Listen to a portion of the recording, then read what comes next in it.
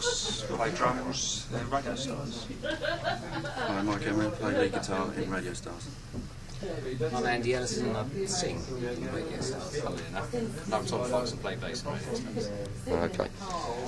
Alright, so assuming people who get to watch this documentary know absolutely nothing about punk and what's going on this weekend, how would you explain it to them? Well, I've got absolutely no idea what's going on this weekend.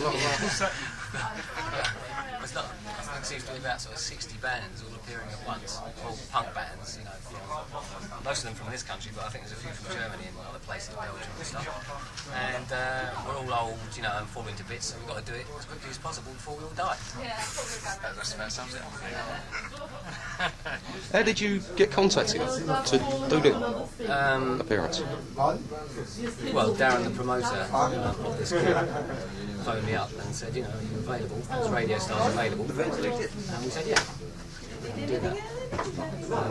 I mean, at the moment, we're actually into our busy schedule of world tours and stuff that are going on at the moment.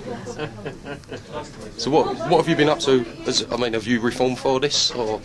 I've got to plead ignorance here, but it's so I can't research everything.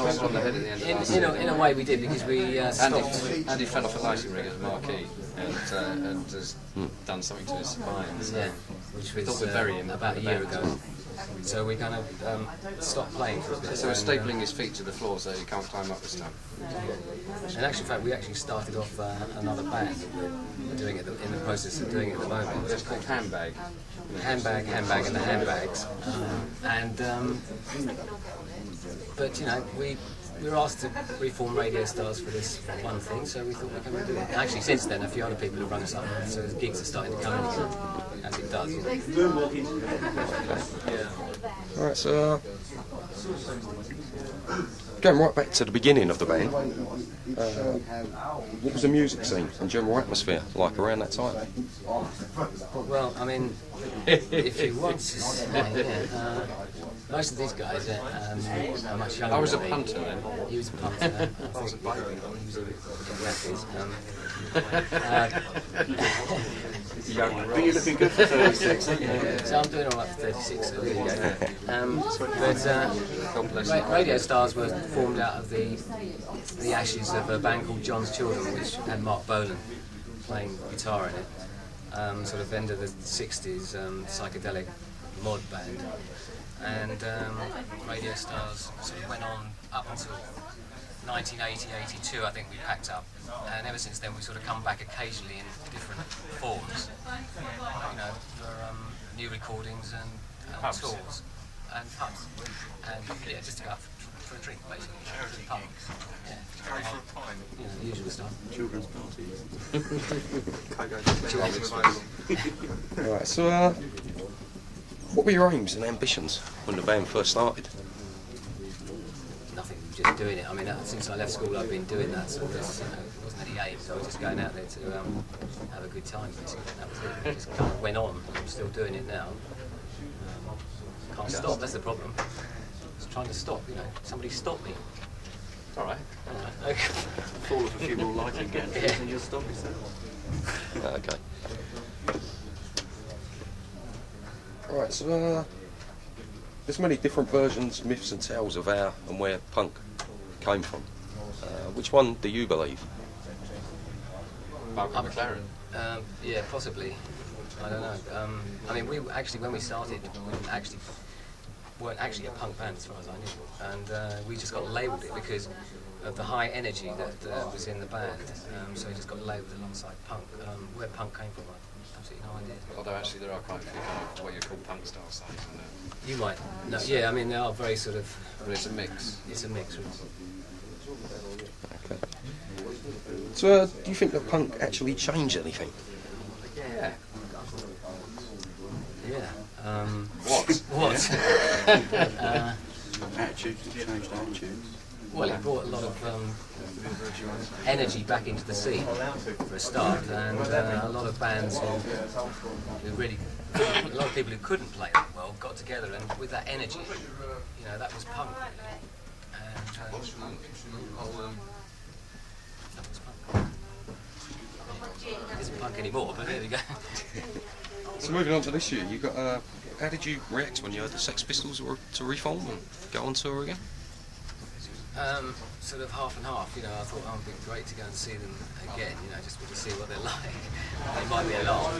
And also, secondly, I mean, it's a bit sad in a way that they actually do that. You know, really. But then again, it's a bit sad that we're doing it as well, but there you go. but we actually have been doing it all the time, really. Money. Did you witness the Pistols at Finsbury Park? Sorry? Did you see the Pistols at Finsbury Park? No, I didn't. Something was happening that night. I think we were playing something. Have you heard any reports on it, and sort of what's the general vibe been about that?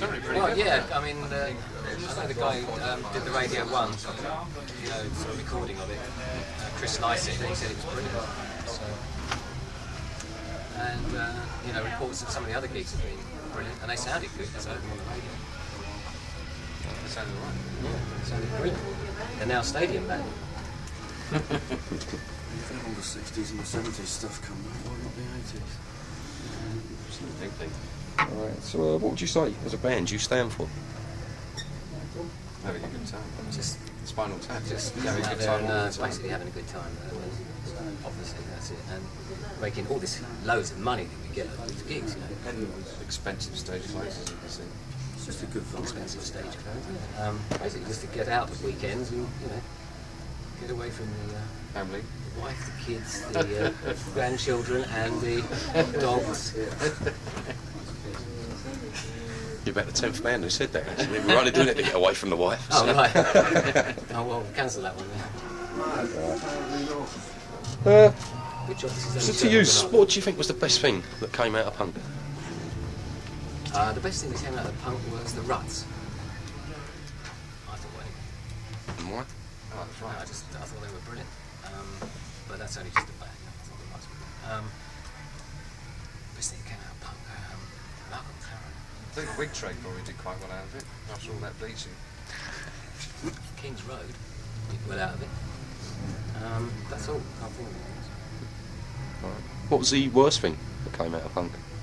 Gold. Getting covered.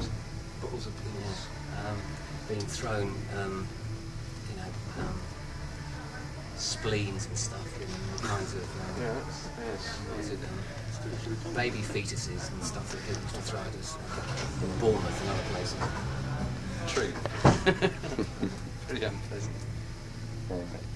So, do you think there's a future for punk rock in the 21st century? And if so, how should it go about Well, it'll changing go in itself? different forms as music does, comes around, circles, comes back, you know, just like grunge. Picks Billy up on Idol's probably come up with a term for it, cyberpunk, you know. cyberpunk, yeah, which, but then everything circulates, comes back in different forms, and we'll continue to do that. A beer's here. Yours is on its way. Oh, how come we haven't So, got- finally, Yes, in yeah. as few words as possible, what does punk mean to you?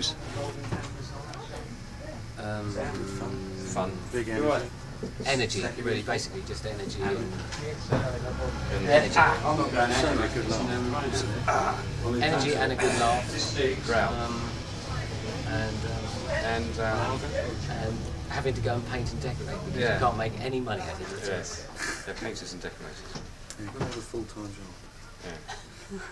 Give up the day job. Welcomed in That's the right, it's fine.